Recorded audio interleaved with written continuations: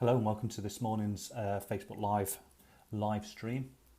I thought today we'd start off on Monday talking about LinkedIn, a product that many of us have but don't use very effectively. LinkedIn's had an interesting history. It was one of the first of the big platforms. It was created late 2002 and really launched to the market in 2003. And its growth was really slow at that time, phenomenally slow. Yep, can hear that. Thank you.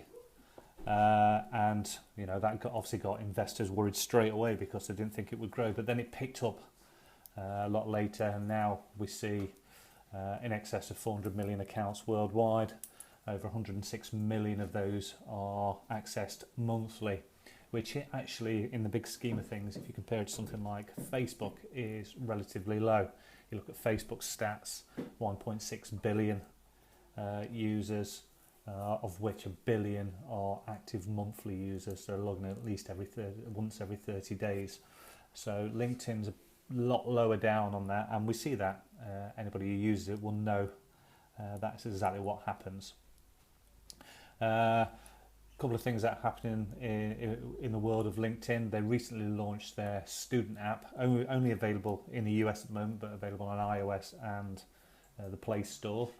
And it tackles an issue that LinkedIn have got, which is the demographic is quite old. You're talking probably 30, 35 upwards. And you've got students that are not even looking at LinkedIn as a way to find new roles and network effectively online with other people in business. So this LinkedIn Students app has the potential to help solve that problem. Whether that is enough, I don't know. I think they've got bigger issues, to be honest. Similar time that LinkedIn launched, you would have seen platforms that were strong at the time like MySpace and Bebo and Friends Reunited, and they all died a death with the big crash of the .com market. That LinkedIn kind of survived and powered on through and continues to grow to this date.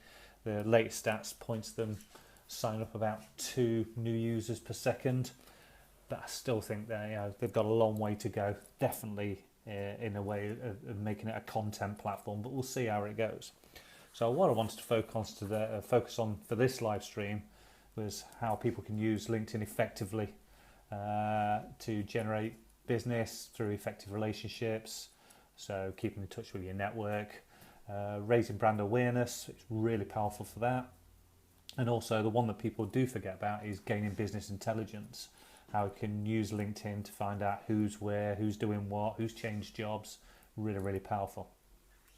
So we created a document a while back now, well over a year ago, and we keep updating it, which we call the LinkedIn 5 a day, and it's just a way of using LinkedIn each and every day to become more effective at it. And if you stick to it and do it every single day, you will see LinkedIn start generating business. And it doesn't matter whether you're in business to business or you're in business to consumer. Remember, behind all of those business users are consumers. So don't be shy if you're just selling to consumers to use LinkedIn as a way to raise your brand awareness and create sales. So the way I always do it is it's one of the first platforms I log into each and every day. I normally go straight into it before I check my email. The first thing I do is just check the messages. I do find that messaging on LinkedIn has improved massively over the last few months, and I do find that people that use that as a messaging platform, not everybody does, but the people that do, they are quicker to respond, a lot quicker than they are on email. And I think that has something to do with them being on their phones and getting notifications, and they just deal with it normally. So the first thing you look for is those messages. So you look for the little red indicator that you've got a message, go in, deal with that straight away.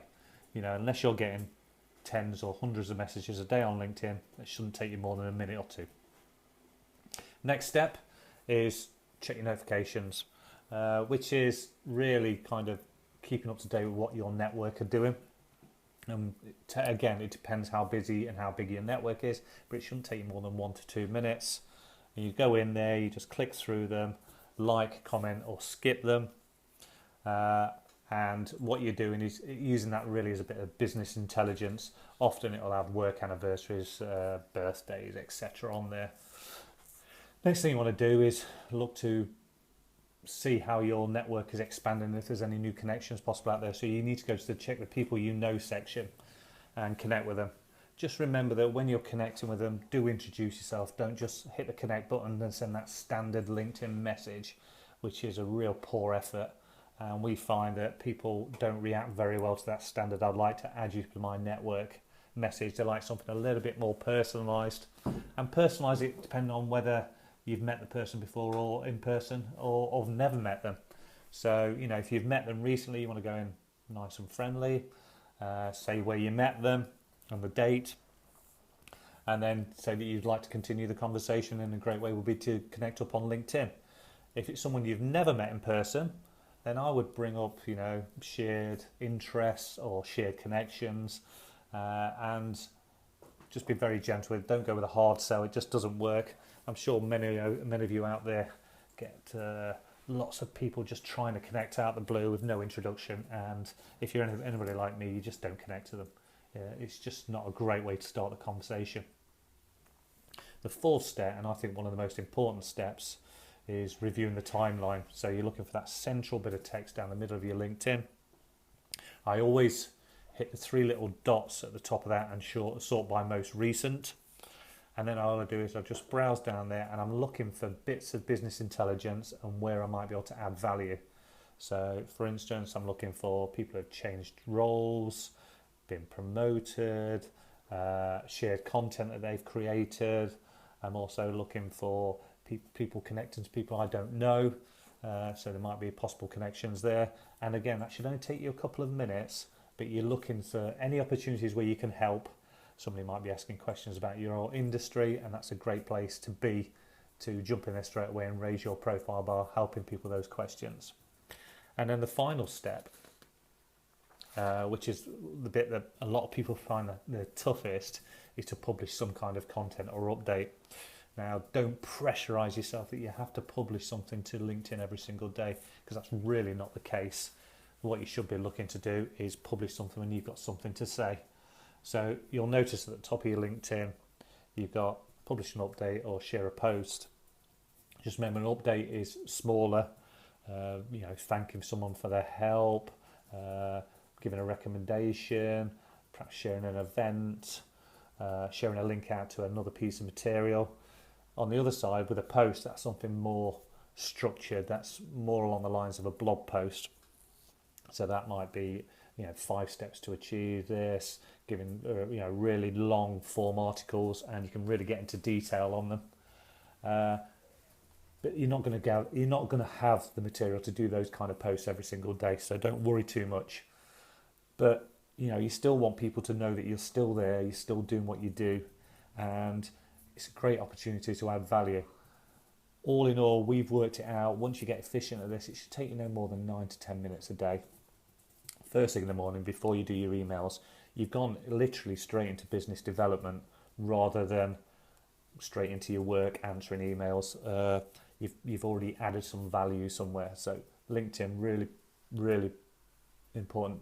Someone says, great quality. Can you please give information on your internet specs? Yes, Tata. It's we've got 20 megabyte broadband connection here. It's a office quality connection, so we do okay. So that's LinkedIn itself.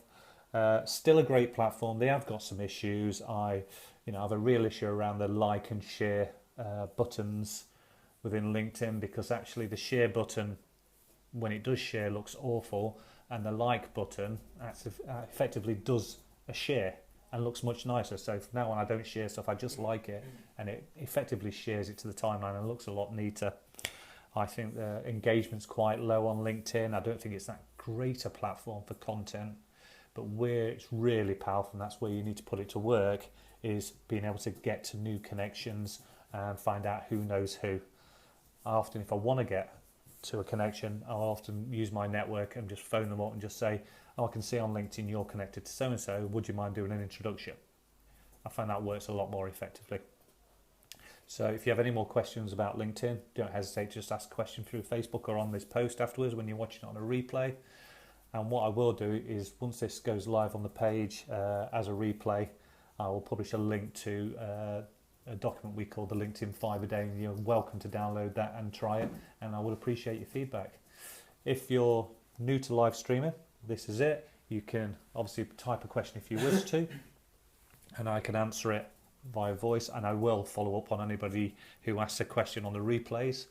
Otherwise, you can follow us on LinkedIn, obviously, look for Blooming Social Media, and also you'll find us very active on Twitter at Blooming HQ. We're starting to do a lot more Periscopes, which is Twitter's version of live streaming, so if you like that kind of thing, do come and follow us. And that's it, LinkedIn for a Monday morning. Great way to start the day. Thank you.